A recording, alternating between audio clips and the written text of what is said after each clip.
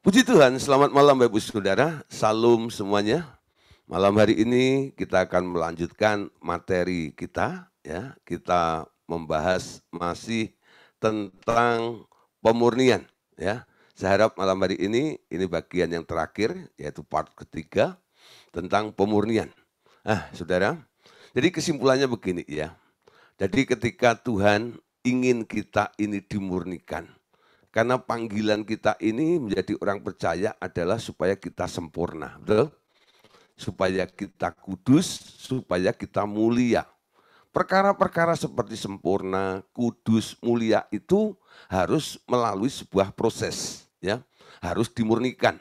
Harus ada hal-hal yang digeser, harus ada hal-hal yang dicungkil, harus ada hal-hal yang dikeluarkan, dibersihkan dalam kehidupan kita.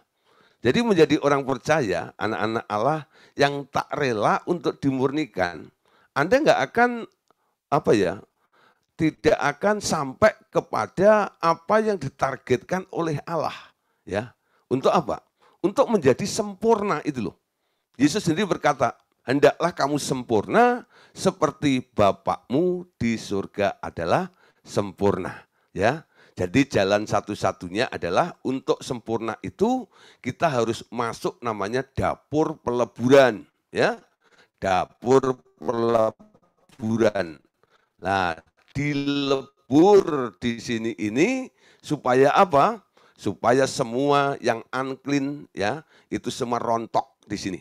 Nah, caranya dengan Tuhan menghadirkan situasi yang tidak mengenakkan untuk daging kita, yang disebut adalah penderitaan tersebut. Amin.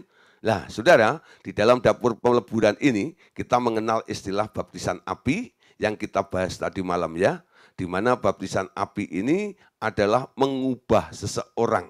Kualitas seseorang itu semua yang membandel, yang mengakar, itu harus dilenyapkan atau dibuang dengan satu cara. Tidak bisa hanya dicuci, tapi harus dibakar dengan api ini, ya. Dibakar dengan api supaya kelihatan kualitasnya.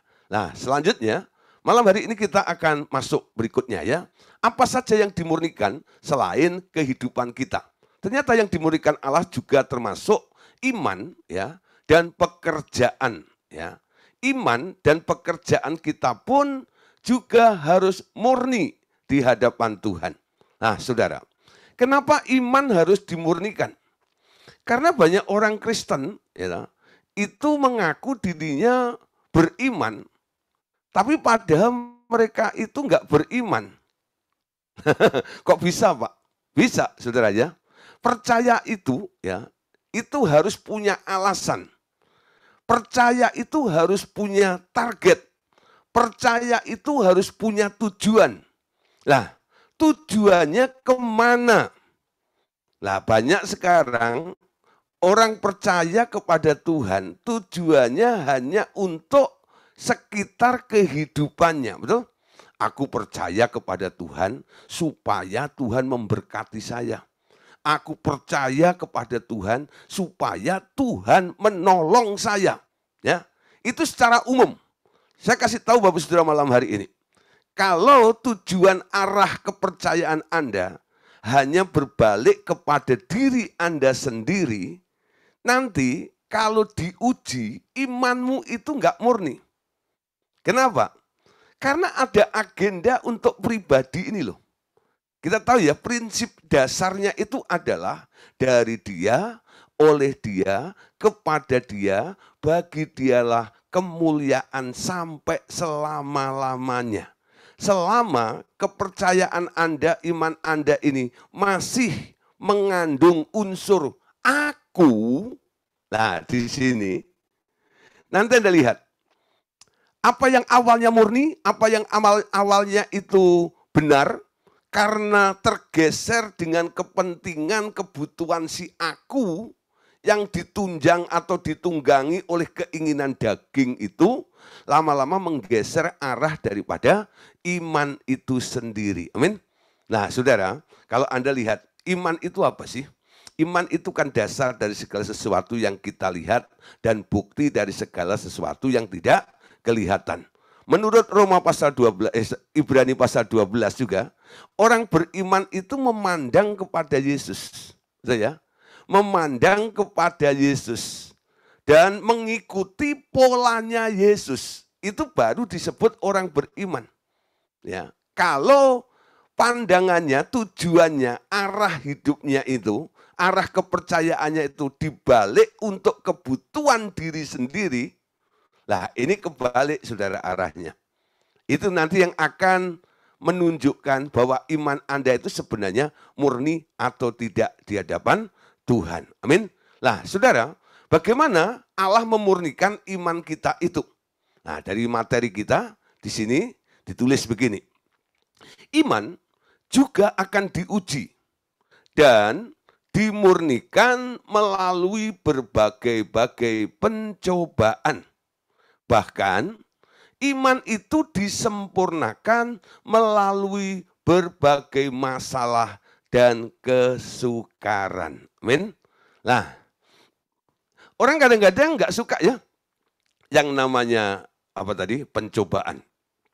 Orang nggak suka namanya masalah. Orang nggak suka namanya sukar, kesukaran tersebut. Tapi saudara, kalau Anda mau melihat kualitas iman Anda harus melalui fase ini. Tahapan di mana ada ujiannya. Ketika Anda percaya kepada Tuhan, contoh ya, kalau Anda percaya bahwa ya, Tuhan itu telah menyembuhkan Anda, contohnya gitu ya. Oleh bilur-bilurnya kamu atau saya secara pribadi ya, telah sembuh. Apakah ketika Anda berkata seperti itu Anda langsung sembuh? Tidak, betul? Kadang-kadang namanya penyakitnya malah kambuh. Kadang-kadang malah penyakitnya kambuh ya. Nah mungkin Anda mengimani juga atau beriman kepada hal materi mungkin ya. Bahwa dia yang kaya rela menjadi miskin supaya yang miskin menjadi kaya oleh karena kemiskinannya. Ya, bahwa segala berkat jasmani telah diberikan oleh Allah di alam roh itu ya. Nah kepada kita semuanya. Ketika kita percaya seperti itu, apakah Anda langsung mendapatkan segunung emas ya loh, kelimpahan seperti itu? Belum tentu, ya. Tapi kadang-kadang saudara, namanya kesulitan dalam ekonomi pun kadang-kadang lebih parah lagi. Tapi di sini, kesukaran yang Anda hadapi, pencobaan-pencobaan yang Anda alami itu, sebenarnya semua sudah difilter oleh Allah, bukan? Dalam 1 Korintus dikatakan bahwa pencobaan-pencobaan yang kamu alami tidak pernah melampaui kekuatanmu. Catat baik-baik.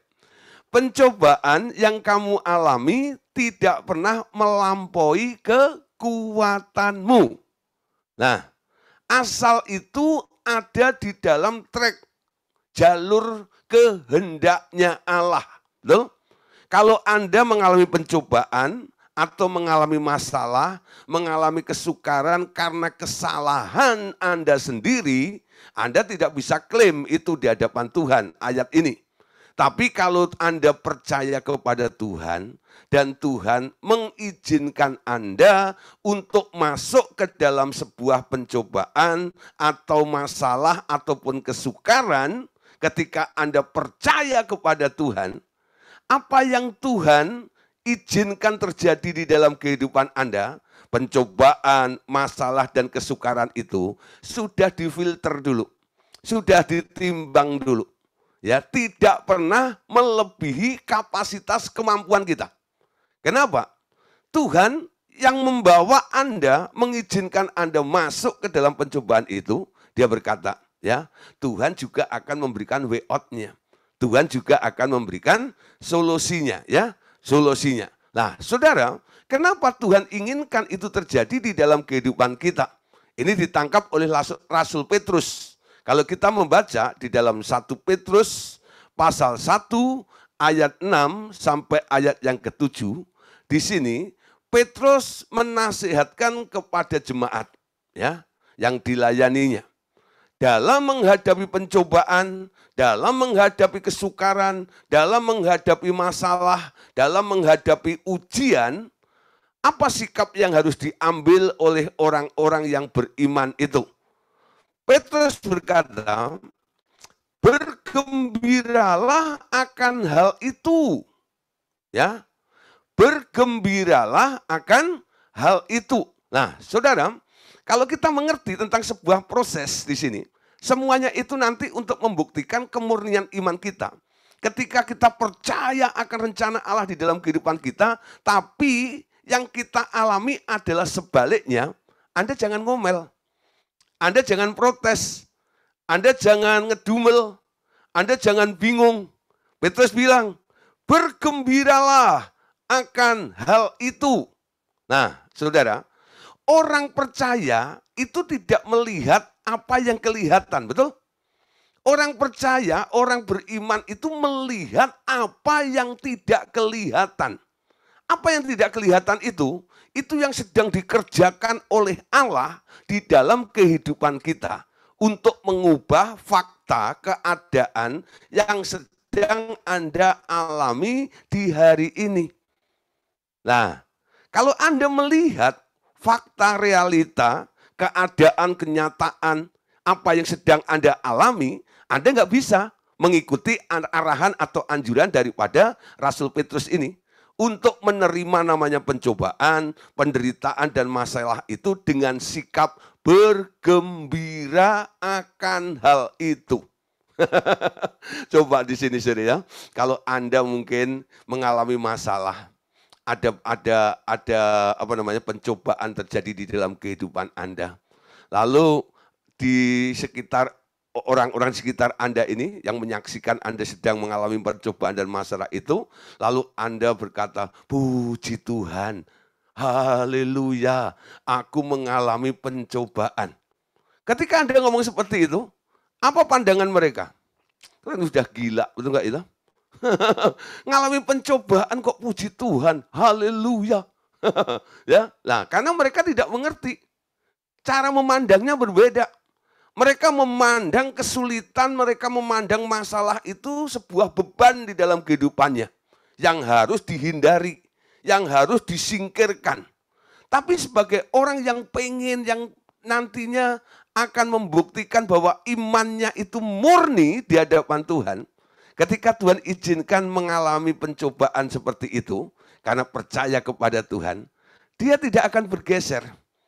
Ya, dia akan tetap memandang Tuhan yang sedang mengerjakannya. Dia memandang rancangan Tuhan adalah rancangan yang penuh dengan pengharapan. Bukan rancangan masa depan yang penuh dengan kecelakaan, bukan. Tapi rancangan yang penuh dengan pengharapan itulah di dalam Tuhan ada pengharapan. Di dalam Tuhan ada pemulihan. Di dalam Tuhan ada kesembuhan. Nah, walaupun faktanya belum. Nah, itu harus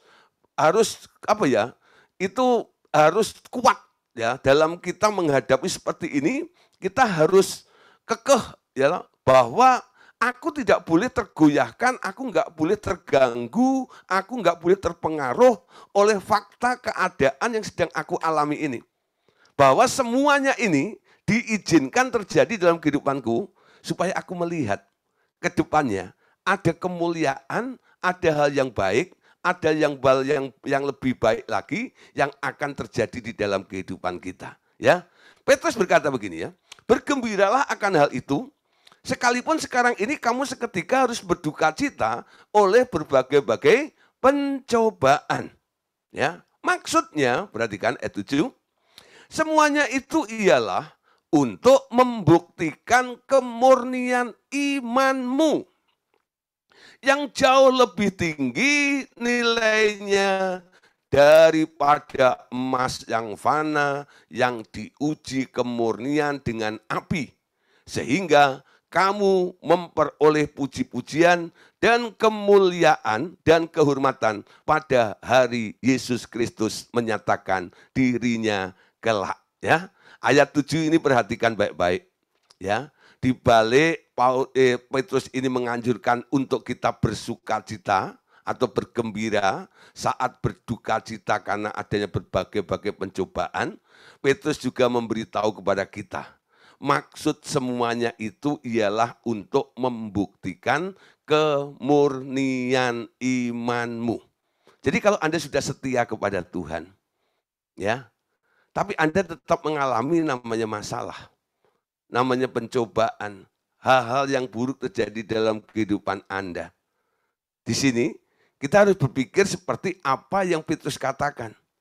Maksudnya semuanya itu ialah untuk membuktikan kemurnian imanmu. Siapa yang pengen? Tuhan, betul? Tuhan pengen tahu seberapa dan bagaimana kualitas iman kita ini. Kalau kita berdoa langsung dijawab oleh Tuhan, wow gitu ya. Semua orang sukanya seperti itu. Maunya segala sesuatu kan instan, betul? Nah, makanan instan itu sangat disukai karena apa? Gampang masaknya. Nah, sekarang Saudara, begitu juga dengan namanya proses iman yang disempurnakan ini. Kualitas yang disempurnakan ini. Enggak langsung jadi biasanya seperti ini. Maksudnya untuk membuktikan kemurnian imanmu. Apakah kamu yakin? Apakah kamu tetap percaya ketika aku tidak menjawab doamu? Apakah kamu tetap yakin? Apakah kamu tetap percaya mengasihi aku ketika aku tidak mengubah keadaanmu? Ya, orang beriman, Saudara, kalau Anda melihat contoh-contoh di dalam Alkitab, saya ini punya favorit ya, punya idola. Di dalam Alkitab itu ada dua tokoh yang sangat saya kagumi. Yang pertama adalah Esther ya. Esther itu ketika dia harus membela bangsanya. Apa yang terjadi, Saudara? Ya, ketika harus membela bangsanya.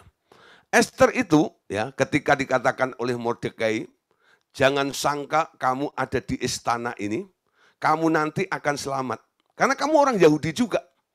Kita bangsa Yahudi ini sedang terancam nyawanya semuanya. Pokoknya semua yang ada di negeri Susan ini, ya, yang namanya orang Yahudi akan dibunuh oleh Haman dan pasukannya itu. Nah, akhirnya hanya satu.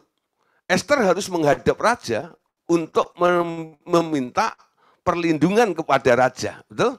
Nah, tapi untuk datang kepada raja itu ada aturannya. Siapapun termasuk permaisuri pun, Esther itu kan permaisuri raja ya. Kalau tidak berkenan, tidak diundang atau berkenan kepada raja, semuanya nanti akan mati. Nah, lalu Esther mengatakan ini kepada Mordekai, suruh seluruh orang Yahudi di negeri Susan ini berdoa semuanya, berpuasa semuanya. Aku pun juga akan berpuasa. Nah, orang berpuasa itu percaya bahwa Tuhan akan menyertainya, betul? Tuhan akan menolongnya dalam perkara ini. Betul, Saudara. Ketika dia harus menghadap itu, satu tekadnya Esther sebagai orang beriman. Dia berkata apa? Jika aku harus mati, biarkan aku mati. Ya, kalau orang Jawa bilang, lek aku kudu mati, ya wis mate ora apa-apa. Nah, Saudara, jika aku harus mati, biarlah aku mati. Nah, bukan dia memohon-mohon gini, Tuhan, gitu ya. Enggak, Saudara. Tapi Anda lihat, ya, sikapnya ini loh. Jadi orang beriman ini enggak pernah gentar menghadapi namanya pencobaan atau kesukaran di depannya. Bahkan maut di depannya pun. Kalau aku harus mati karena percaya kepada Tuhan ini, ya wis. Ya. Nah, jadi imannya enggak ada syaratnya. Yakin, percaya. Satu lagi, Saudara, contoh ya, pahlawan SMA. Nah, Anda tahu siapa pahlawan SMA? Ya. Sadrak, Mesak, Abednego. Nah, itu pahlawan SMA, ya. Nah, SMP enggak tahu. SMA, kalau SMP sudah makan pulang. Nah, SMA, ya. Sadrak, Mesak, Abednego. Karena mengasihi Allah, karena percaya kepada Allah, karena imannya kepada Allah. Satu kali dia ditawarkan oleh Raja Nebukadnezar. Kamu harus menyembah patung itu. Kalau kamu tidak mau menyembah patung itu, tuh di depan sudah ada dapur api yang menyala-nyala, dipanaskan 7 kali panasnya. Kamu akan kulemparkan ke tempat itu. Tapi apa kata pahlawan SMA atau Sadrak, Mesak, dan Abednego ini? Dia berkata begini, Tuanku Raja, ya, walaupun Tuanku Raja memberi 1000 kesempatan pun, aku tidak akan sujud untuk menyembah patung itu.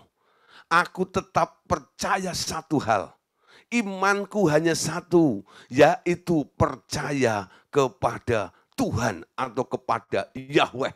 Lah, saudara. Lalu, apa yang terjadi? Kalau kamu tetap kekeh pada imanmu seperti itu, kamu takut enggak dengan api itu? Apa jawaban daripada Sadrak, Mesak, dan Abednego? Aku punya Tuhan.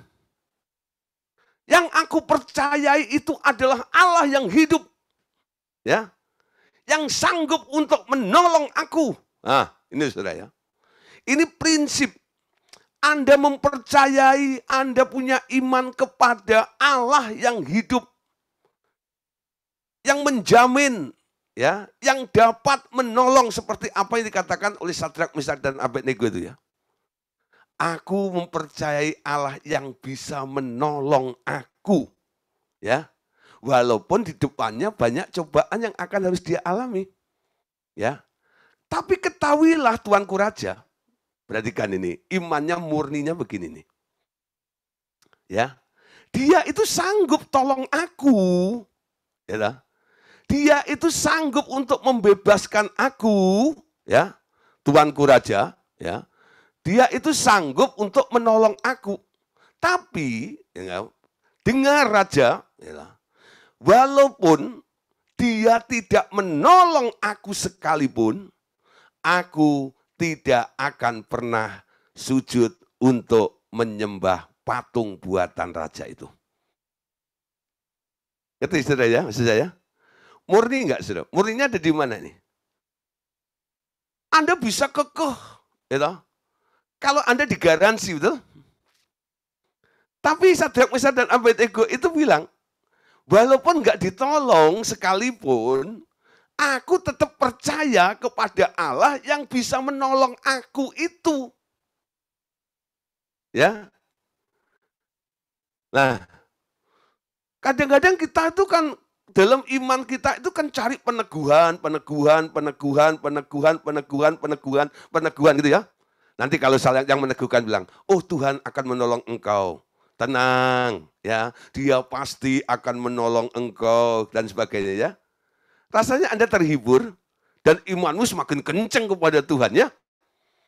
Tapi kalau Anda mungkin sepertinya dikondisikan seperti Sadrak, Mesak, dan Abednego ini, sampai Anda harus berpikir, Anda harus mengatakan, Allah yang sanggup menolong aku itu, walaupun aku tidak ditolong, aku pun tetap percaya kepada dia itu. Ini murni namanya. Ya, ini murni. Jadi iman yang murni itu harus mengalami satu tahap, yaitu diuji. Ya, diuji. Nah, diuji. Nah, waktu diuji itu, kelihatannya di situ Anda no hope, ya, nggak ada harapan sepertinya. Sepertinya nggak ada garansinya. Sepertinya nggak ada jaminannya. Tapi Anda tahu, Anda percaya kepada siapa? Allah yang tak pernah berdusta, betul? Allah yang selalu menepati janjinya.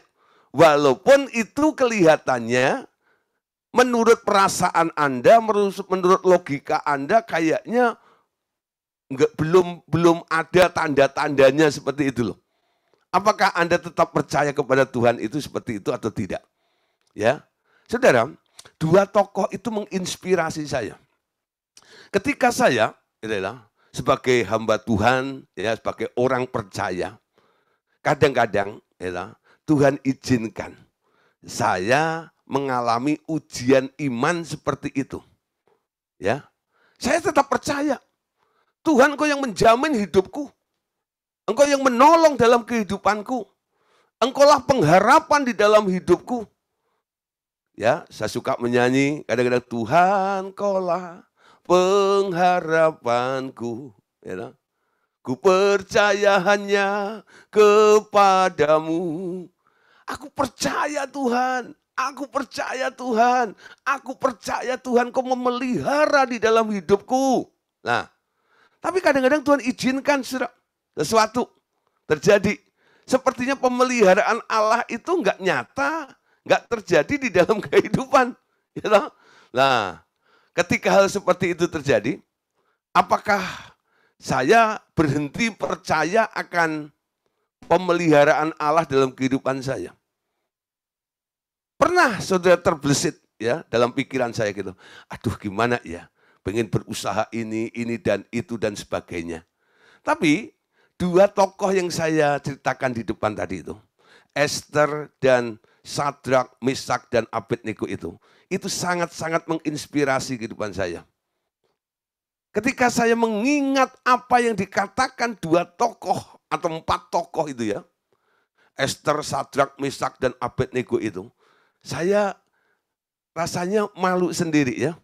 Kalau saya harus hilang kepercayaan kepada Tuhan gara-gara saya tidak melihat Tuhan menolong dalam kehidupan saya. Nah disitulah ketika kami belajar tentang Tuhan menguji untuk memurnikan iman kita ini. Sekarang walaupun mengalami hal seperti itu, saya ngikutin anjuran daripada Petrus tadi. Bergembiralah akan hal ini. Bergembiralah akan hal ini. Ya. Nah, mungkin kadang-kadang istri saya kadang-kadang, aduh ini gimana gini. Ya. Tapi karena saya sudah mengerti satu prinsip ini, saya bergembira, bukan bergembira karena mensyukuri atau keadaan seperti ini, tidak. Tapi saya bergembira saya boleh melihat dan Tuhan ini kok sedang mengerjakan sesuatu di dalam kehidupan saya ini khususnya. Untuk apa? Menguji iman kita. Ya, iman kita. Nah, Yakobus pasal 2 ayat 22. Baca sama-sama ya. Yakobus pasal 2 ayat 22. Kamu lihat bahwa iman bekerja sama dengan perbuatan-perbuatannya. Dan oleh perbuatan-perbuatan itu, iman menjadi sempurna. Ya. Nah, kamu lihat bahwa iman bekerja sama dengan perbuatan. Dan oleh perbuatan itu, iman itu menjadi sempurna. Anda tahu ya? Jadi iman itu perlu disempurnakan melalui perbuatan. Banyak orang mengkhotbahkan ayat ini lalu diartikan begini, saudara tuh. Ini namanya ora et labora. Nah, siapa yang pernah dengar istilah ora et labora? Ya, apa itu artinya ora et labora? Sembahyang dan bekerja. Ya, berdoa dan bekerja. Nah, banyak kadang-kadang orang menasihati gitu. Emang doa tok gitu. Duit jatuh dari langit. Siapa yang pernah digituin sama orang? Emang Anda berdoa tok, duit jatuh dari langit. Kamu harus bekerja juga dong. Gitu ya. Kalau kamu nggak bekerja, hanya berdoa, duit nggak jatuh dari langit seperti itu. Saudara Anda cari ya, dari Kejadian sampai Wahyu. Istilah ora et labora itu nggak pernah ada di situ. Ya, nggak pernah ada. Nggak pernah ada istilah ora et labora. Kalau Paulus itu berkata begini, ya, orang yang nggak bekerja jangan makan. Itu konteksnya berbeda. Kok berbeda gimana Pak? Karena Paulus sedang menghadapi orang-orang yang malas. Untuk orang-orang malas harus bekerja. Betul? Tapi kalau untuk orang percaya, ya, orang percaya itu, orang beriman itu hidup dalam pemeliharaan Allah. Amin. Direview kembali pelajaran tentang iman. Orang beriman itu adalah orang yang hidup karena dipelihara oleh Allah. Kalau toh Anda bekerja, itu bukan karena usaha. Itu karena Tuhan mau memberkati Anda melalui jalan itu. Betul nggak? Jadi istilah orang laborannya sebenarnya nggak ada. Jadi jangan dipakai kata atau ayat yang Paulus katakan, orang yang nggak bekerja jangan makan. Ya, jadi Paulus itu sedang menghadapi orang-orang yang malas. Sehingga dia menegur orang-orang yang malas ini. Hei, orang-orang malas ini. Kalau kamu nggak kerja, jangan makan. Betul? Tapi kalau orang percaya, beda, saudara. Ya, cara Tuhan memberkati itu macam-macam. Ya, mungkin Anda dikenalkan pada sebuah perusahaan, lalu Anda dapat penghasilan dari situ. Karena Tuhan menaruh Anda ada di tempat itu. Betul? Nah, jadi dan bekerjanya tadi itu bukan karena Anda berusaha.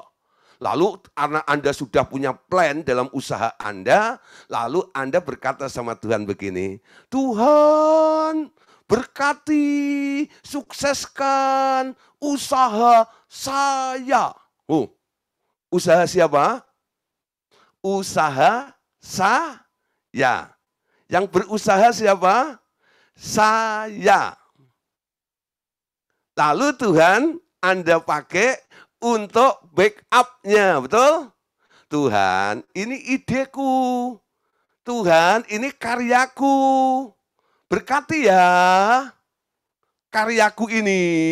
Nah, itulah yang dimaksud ora et labora. Ngerti ya saudara ya? Jadi sekarang paham. Anda cari dari Kejadian sampai Wahyu, nggak ada namanya ora et labora. Iman itu nggak dicampur dengan usaha manusia sedikit pun. Ya, sola fide, sola gracia, betul? Anugerah, grace dari Tuhan. Nah, jadi disempurnakan sampai itu. Tapi kalau Anda membaca di dalam Yakobus pasal 2 ayat 22 tadi, kenapa di sini ada kata perbuatan? Kamu lihat bahwa iman itu bekerja sama dengan perbuatan-perbuatannya. Dan oleh perbuatan-perbuatan itu, maka iman menjadi sempurna. Amin.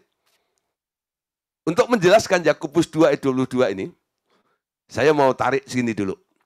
Ya, iman itu ya timbul atau asalnya dari apa? Iman timbul dari pendengaran. Pendengaran oleh firman Kristus. Amin. Jadi Tuhan yang memulai, betul? Tuhan yang memulai.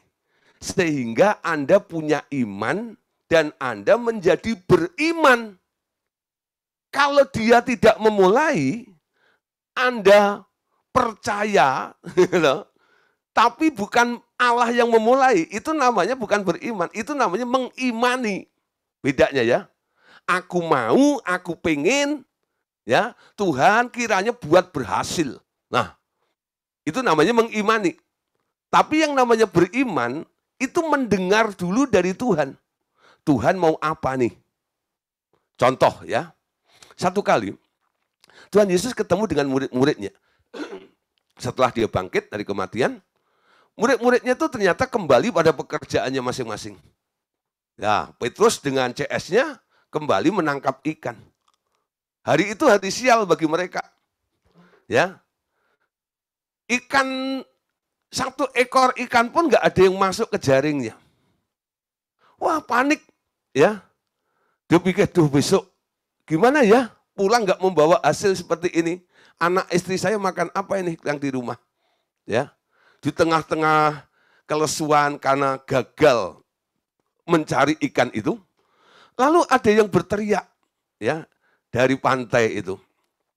Anak-anak, adakah lauk pauk? Ya. Kemudian nengok. Nah, orang lagi sial, gitu, lagi gagal seperti itu ditanya, adakah lauk pauk? Gitu. Petrus mungkin lauk pauk, nggak tahu, aku lagi bokek hari ini, ya, lagi gagal hari ini, lauk pauk. Gitu. Tapi mereka akhirnya menyadari siapa yang bertanya itu, ya. Lalu mereka sadar itu adalah gurunya, itu adalah Tuhan Yesus, ya. Nah, lalu mereka mulai menyatakan, aku gagal di sini. Semalam-malaman aku telah berusaha untuk menangkap ikan, namun aku tidak mendapatkan satu ekor pun. Ya. Lalu Yesus berkata begini, tebarkan jalamu, maka kamu akan mendapatkan ikan itu. Pertama Petrus sebagai pakar ahli mencari ikan, dia mungkin sanksi. Sudah aku coba, nggak dapat. Tapi pernyataan Petrus itu yang luar biasa. Petrus berkata begini, karena engkau yang mengatakannya, maka aku mengerjakannya. Karena engkau yang mengatakannya, maka aku melakukannya. Itulah yang disebut iman bekerja dengan perbuatan-perbuatannya. Dan oleh perbuatan-perbuatan itu, iman menjadi sempurna. Amin. Jadi pertama, Petrus mendengar. Ada arahan, ada instruksi, ada yang memerintahkan. Tebarkan jalamu, maka kamu akan mendapatkan ikan. Kalau Petrus tidak menebarkan jala, dia dapat ikan enggak? Dia dapat ikan enggak? Enggak dapat ikan, betul? Kenapa Tuhan enggak bilang gini aja? Enggak usah ngomong sama Petrusnya. Melihat kondisi murid-murid sedang gagal seperti itu. Kenapa Tuhan enggak menarik ikan-ikan dari laut itu langsung disuruh lompat ke kapalnya Petrus saja? Pengennya kita kan seperti itu ya. Tuhan, aku percaya ada engkau pasti ada mujizat. Aku percaya ada mujizat. Aku percaya Tuhanku dahsyat. Amin. Nah, kadang-kadang kita percaya seperti itu. Tapi konsep berpikir kita, Tuhan itu sepertinya buka langit gitu, semuanya jatuh seperti itu. Ternyata Tuhan ingin begini loh. Dengar dulu. Aku punya ide, aku punya gagasan. Tangkap ide gagasanku itu, lalu lakukan apa yang aku perintahkan. Ya, tangkap ide dan gagasanku itu, lalu lakukan apa yang aku perintahkan itu. Nanti, apa yang kau percayai dari apa yang aku katakan kepadamu itu, akan menjadi kenyataan. Akan sempurna. Betul? Imanmu akan sempurna. Iman tanpa perbuatan mati. Iman tanpa perbuatan nol. Iman tanpa perbuatan nggak menghasilkan apa-apa. Namun iman disertai dengan perbuatan-perbuatan, maka iman itu akan menjadi sempurna. Nangkep ya? Kenapa banyak orang Kristen mengaku dirinya sebagai orang percaya, punya iman, tapi gak pernah mengalami, imannya itu gak nyampe. Karena dia hanya kadang-kadang mendengar, tapi tidak mau melakukannya. Ya.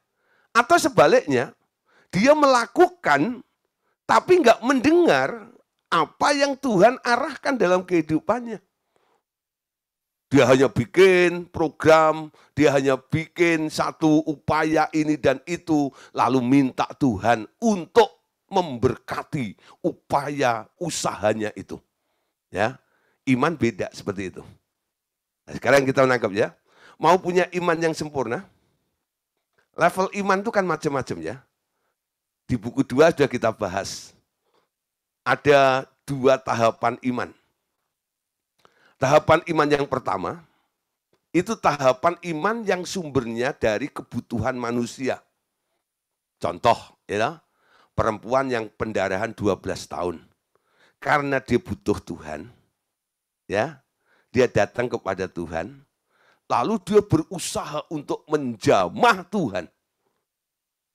Ya, menjamah Tuhan. Lalu Tuhan menyembuhkan. Lah banyak orang mencontoh iman itu terus. Asal aku jamah, asal aku jamah, asal aku jamah, asal aku jamah. Ya, aku percaya Tuhan sanggup menyembuhkan saya. Tapi nggak pernah dengar sesuatu dari Tuhan. Apa yang menjadi kebutuhannya itu, sekarang diamprokin ke Tuhan. Tuhan kau harus tolong saya ya. Akhirnya Tuhan tolong dia. Ya. Yang kedua, saudara ya. Tahapan iman tahap pertama, contoh yang kedua adalah perempuan Serofenisia atau perempuan Kanaan. Bertalu-talu argumen dengan Tuhan, istilahnya ya. Sampai akhirnya Tuhan berkata ini, hei ibu, besar imanmu. Ya, jenis imannya disebut iman yang besar. Nanti ya. Kenapa? Karena disertai ketekunan. Ya, aku punya kebutuhan, aku tekun kepada Tuhan. Ya, lalu disebut iman yang besar. Lalu ada yang ketiga, imannya perwira Kapernaum. Nah, katakan sepatah kata saja, maka hambaku akan sembuh. Kenapa dia bisa ngomong gitu? Karena saya butuh. Apakah sebelumnya Tuhan ngomong? Enggak.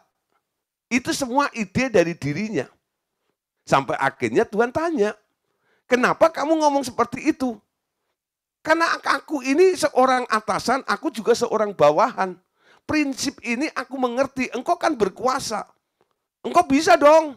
Nah, akhirnya Tuhan memuji perwira Kapernaum ini di depan murid-muridnya. Belum pernah aku jumpai iman ya seperti ini di kalangan orang-orang Israel. Tapi saudara, ada iman yang lebih lagi. Namanya iman yang sempurna. Yesus berkata, ya, ketika murid-murid melihat pohon ara yang dikutuk oleh Tuhan Yesus itu mati sampai akar-akarnya, semua terbungong-bungong. Wah, bisa ya, hebat ya. Lalu Yesus berkata kepada murid-muridnya sambil menunjuk gunung.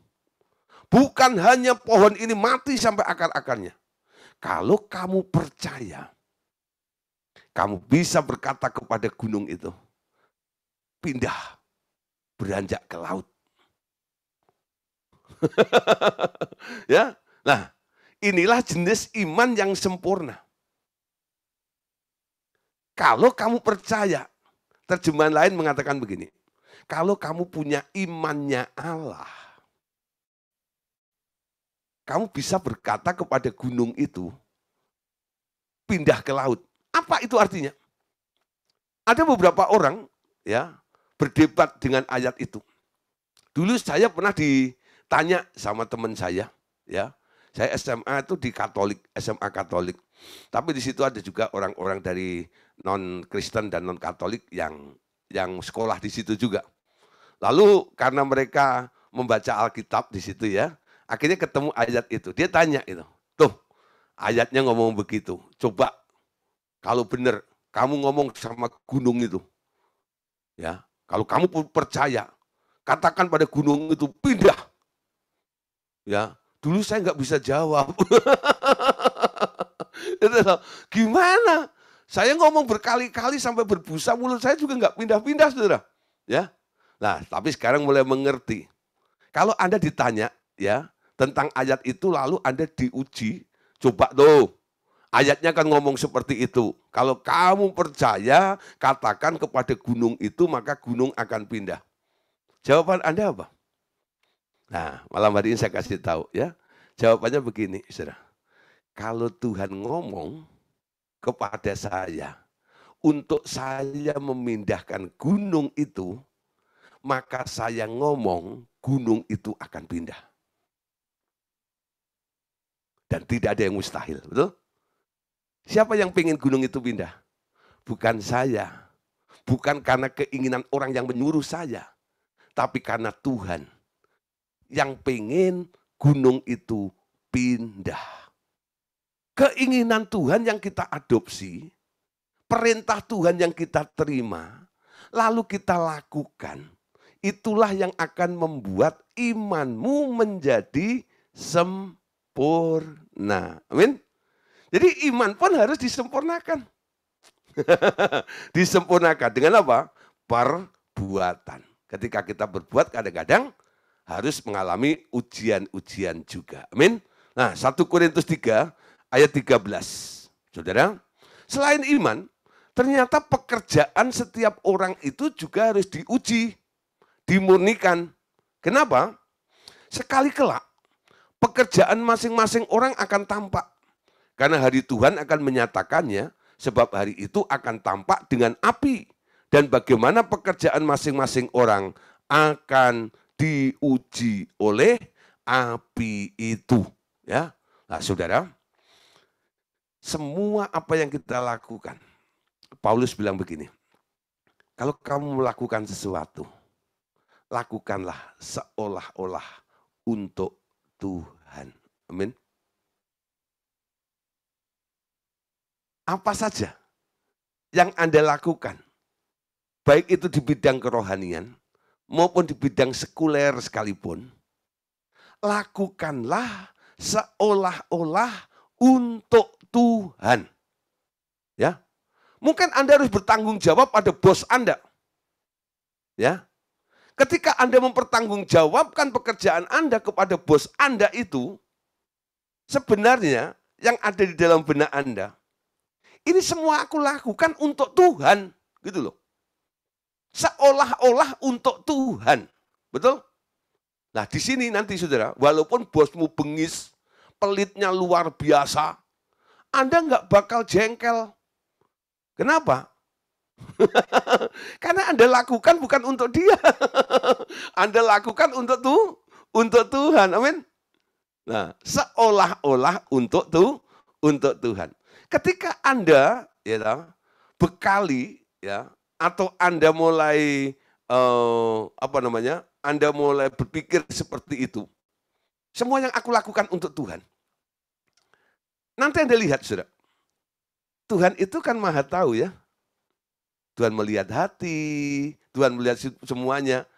Anda tidak lagi melakukan hal-hal yang salah. Kenapa? Anda diawasi oleh Tuhan. Bukan hanya diawasi oleh manusia. Mata manusia bisa Anda kelabui. Tapi mata Tuhan nggak bisa Anda kelabui, bukan? Nah, disitulah saudara, ketika Anda melakukan semuanya untuk Tuhan, nah disinilah saudara, Anda mulai belajar. Belajar apa? Tuhan, ini untukmu loh Tuhan. Pasti Anda lakukan yang terbaik, bukan? Untuk Tuhan. Motivasinya untuk Tuhan. Nah, saudara, dalam pelayanan contoh, ya banyak orang-orang kadang-kadang melayani Tuhan juga begitu, ya. Dia menyembuhkan orang sakit, dia berkhotbah, bernubuat dan sebagainya. Kalau Anda nanti membaca dalam Matius pasal 7 ayat 21, pada satu hari nanti banyak orang akan protes. Bukankah aku yang bernubuat demi namamu? Bukankah aku yang menyembuhkan orang sakit demi namamu? Bukankah aku yang mengusir setan demi namamu? Tapi di sini Tuhan Yesus berkata, nanti aku akan berterus terang. Hei, enyahlah pembuat kejahatan. Loh, bernubuat, menyembuhkan orang sakit. Kok disebut jahat, kenapa? Karena mereka melakukan atas keinginan inisiatif mereka sendiri. melayani Tuhan itu artinya Anda harus ada di dalam proyeknya Tuhan. Amin. Tuhan mau apa? Jadi ketika Anda mungkin ya ditelepon orang atau diundang untuk melayani seorang, Anda jangan berpikir, aku mau ngapa ya? Anda tanya sama yang Anda layani. Anda kan hamba Tuhan. Tuhan, aku dipanggil untuk melayani di sana. Engkau mau apa? Engkau mau melakukan apa? Engkau harus berbicara apa? Nah, segala sesuatu dari Tuhan. Dan nanti saudara di sini, pekerjaan atau pelayanan Anda akan jadi murni. Karena apa? Sumbernya, apa yang Anda lakukan, itu semua adalah ide dan gagasannya Tuhan itu sendiri. Amin. Nah, saudara, jadi iman dan pekerjaan atau pelayanan itu pun juga harus dimurnikan. Nah, bagian terakhir sekarang. Ada pentahiran di dalam perjanjian lama. Ya, ada pentahiran di dalam perjanjian lama. Tahukah engkau bedanya antara baptisan penderitaan dan pentahiran dengan air yang hidup? Ya, jadi ada dua hal ya, baptisan penderitaan dan pentahiran itu apa bedanya? Nah, di sini dijelaskan, segala sesuatu dari sistem dunia ini adalah hal yang najis atau unclean, ya, nempel gitu loh, najis.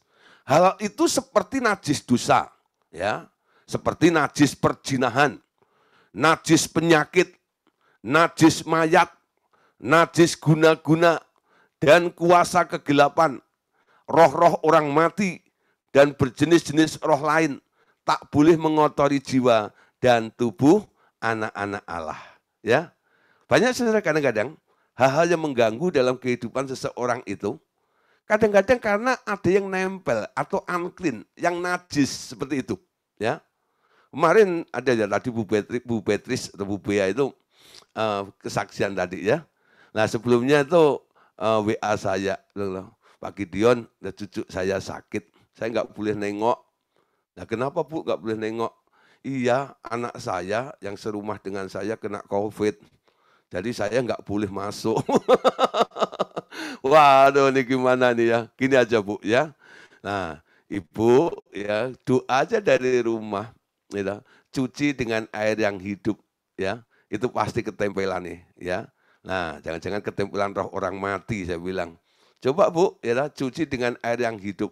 Saya nggak doain cucunya, tapi Bu Bea itu doa sendiri, ya, doa sendiri dari rumah. Ya, setelah diizinkan untuk nengok anaknya, dia foto dia lagi di rumah sakit itu. Nah, dia mau doa juga gitu dan laporan gitu. Pak, puji Tuhan, gitu ya. Sudah sehat, sudah sembuh, gitu ya. Nah, saudara, banyak hal-hal seperti itu yang nempel, ya. Nah, hal-hal yang nempel seperti itu perlu ditahirkan seperti itu dengan air yang hidup seperti itu. Nah, saudara, selanjutnya perhatikan di sini, ya. Mereka dapat ditahirkan dengan air yang murni, yang aku berikan kepada setiap orang percaya. Nah ini seperti yang saya anjurkan kepada Ibu Bea tadi. Ya. Tetapi sesuatu yang diturunkan oleh ayah, ibu, kakek, moyang yang sudah menjadi satu dalam roh seseorang adalah sukar dihalau begitu saja dengan air yang murni. Ya. Jadi kadang-kadang ada hal-hal masalah-masalah yang tidak bisa hanya Anda berdoa, dalam nama Tuhan Yesus, jadilah sembuh, jadilah sehat, ya loh, jadilah pulih. Nah, ada penanganan khusus juga, ya, di mana sesuatu yang sifatnya warisan dari kakek moyang itu nggak bisa hanya dicuci dengan air yang hidup, ya. Nah, ada sarana-sarana yang lain juga, ya, yang bisa kita lakukan untuk menangani kasus-kasus seperti itu. Benar, beberapa karakter didapati berakar dan tertanam di dalam jalur keturunan seseorang harus dimurnikan melalui penderitaan. Nah, saudara, kadang-kadang Tuhan izinkan ya sesuatu terjadi untuk menyadarkan. Nah, ketika mereka sudah sadar, mereka menyadari bahwa itu ada di dalam dirinya, lalu orang itu datang kepada Tuhan, lah disitulah nanti akan terjadi penebusan atas orang itu. Fungsi darah Tuhan Yesus nanti akan terjadi, ya. Darah Tuhan Yesus akan menghapus semua, ya, memutuskan mata rantai ya dari keturunan-keturunan itu. Sehingga orang itu menjadi ciptaan baru di dalam Allah, yang lama sudah berlalu, yang baru sudah datang. Amin. Nah, coba kita lihat ayat-ayatnya. Imamat pasal 14, ya, Imamat pasal 14 ayat yang ke-9. Maka pada hari yang ke-7 ia harus mencukur seluruh rambutnya, rambut kepala, janggut, alis, bahkan segala bulunya. Harus dicukur, pakaiannya dicuci dan tubuhnya dibasuh dengan air. Maka ia menjadi tahir. Ini yang terjadi ya, dulu jadi ada fungsi air untuk mentahirkan beberapa orang tersebut. Nah, ayat 28. Kemudian imam harus membubuh sedikit dari minyak itu pada cuping telinga kanan dan orang yang akan ditahirkan, pada ibu jari tangan kanannya dan pada ibu jari kaki kanannya, di tempat di mana dibubui darah tebusan salah itu. Ya, nah saudara, jadi selain air di situ juga ada campuran, dikatakan ada minyak, ya, minyak yang dioleskan pada cuping telinga, ya. Orang itu kakinya sedikit, ibu jarinya, jempol-jempolnya itu dan sebagainya, ya. Imamat 16 ayat 30. Karena pada hari itu harus diadakan pendamaian bagimu untuk mentahirkan kamu. Kamu akan ditahirkan dari segala dosamu di hadapan Tuhan. Jadi dalam perjanjian lama itu air, ya, dan minyak tadi itu untuk mentahirkan beberapa orang. Dalam perjanjian lama orang kusta ditahirkan dengan mencuci semua pakaiannya tadi, ya. Dan ia harus dimandikan dengan air. Lalu imam menyembelih korban penebusan dosa dan darah korban itu dibubuhkan di kepalanya, cuping telinga kanan, ibu jari tangan kanannya dan pada ibu jari kanannya. Lalu sekali, ya, mana tadi? Sorry. Lalu sekali lagi membubuhi tempat-tempat itu dengan minyak. Jadi itu kasus untuk menangani orang-orang kusta, ya. Nah, kesimpulannya, jadi ada 3 unsur yang dipakai di sini. Ada air, ada darah, dan ada minyak. Sementara Tuhan Yesus mentahirkan 10 orang kusta dengan firman-Nya yang sederhana. Nah, kenapa saudara? Imam-imam di perjanjian lama kok harus ada air, darah, dan minyak. Nah, Tuhan Yesus kok hanya dengan firman. Karena di dalam Tuhan Yesus itu include, sudah komplit di dalam dirinya itu, betul ya? Ya, ada darahnya juga, urapannya ada di situ. Nah, perkataan Yesus adalah roh yang menghidupkan.